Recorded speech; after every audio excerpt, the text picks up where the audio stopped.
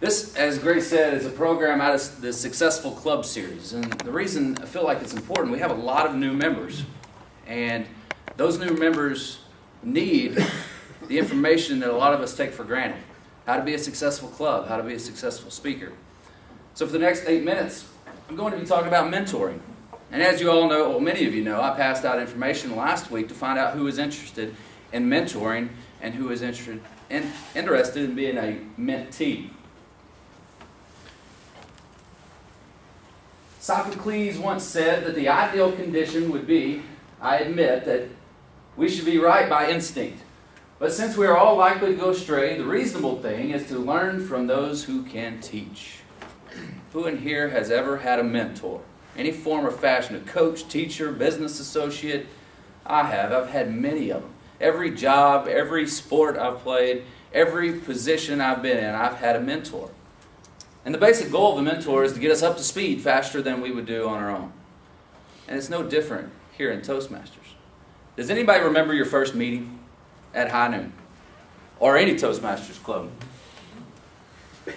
Crazy clapping, the bell dinging, someone talking about an icebreaker, table topics, a contest coming up. I don't know about you, my mind was spinning. I had no idea what was going on. I hadn't even researched Toastmasters before I came here. So that, in a nutshell, is why mentoring is so important in the Toastmasters program. You all know what a mentor is in general. Let's get some more specifics. The purpose of a mentor in Toastmasters. You help your mentee learn the program. What is Toastmasters about? What are we working from and what are we going towards? What's the schedule? What do all these people do? Learn club customs. If any of you haven't been to another club, High Noon's different. We do things just a little bit differently than other clubs do. There's things that are specific to Toastmasters in general. What do you do if you're on the schedule and you can't make it? Who do you call? That's a club custom. That's club protocol that we all kind of take for granted that new members don't know. Develop confidence. As a new member, if you have an experienced member sitting beside you, you can develop confidence because you know what's going on. And so, with confidence, you begin to participate more. You get your first speech in. You start fulfilling roles. You participate in the topic master session. And by doing so, you more quickly get up to speed or develop your skills, not only in speaking, but leading as well. Something that we sometimes forget. The mentoring program is not just for our new members. I passed around the mentor interest form last week, and Belva mentioned that she would like a more experienced member to help her become a DTM, to move along the educational track. And we had talked about that a couple weeks ago on how to do that. So say you're a competent communicator, you've completed 10 speeches, but you want to reach the DTM level. How do you do that? There's a lot of steps involved. You get a mentor. Someone who's a DTM or someone who's an advanced communicator silver and is on the way to soon becoming a DTM. A lot of people ideally want a mentor. They want to be a mentor. They like the idea of helping people, but they don't know what to do. And what does that mean in Toastmasters? There's a few steps, and I've abbreviated some of these. But at the first meeting, the first time that we pair you with a mentee, sit beside the person. That's probably the strongest, most effective thing you can do to help their progress. Walk through the schedule as we do it. Okay, it's the timer. What is the timer doing? The grammarian. What are they listening for? What is this topic master session? And how do people know what to say? And if you're Todd Sharp's mentor, you help him ring the bell when people say, ah. You teach them the club customs.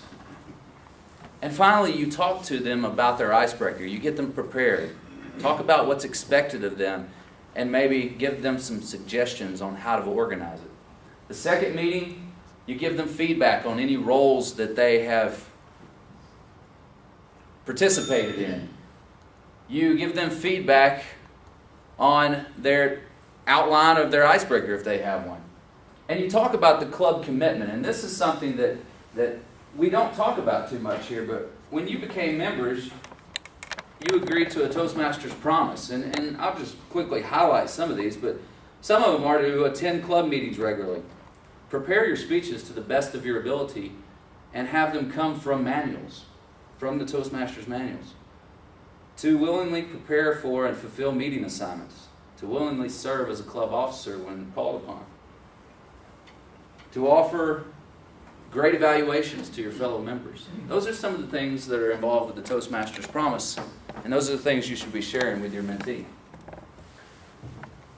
Third meeting and beyond, help them with roles as they're assigned to be timer. Talk to them before the meeting about what it takes. Sit with them. Continue to give feedback.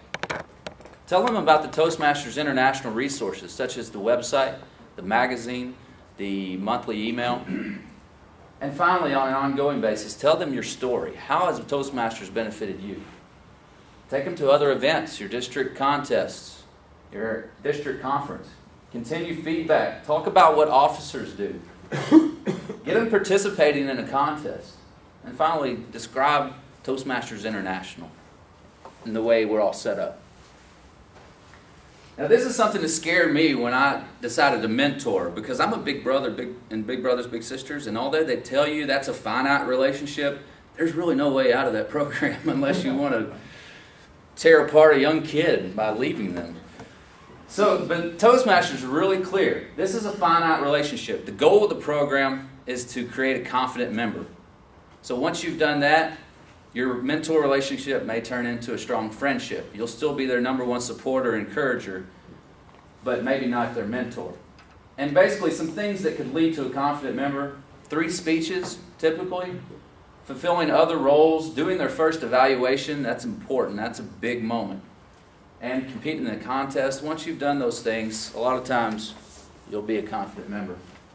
So High Noon, we have the privilege of having a lot of new members and a lot of experienced members.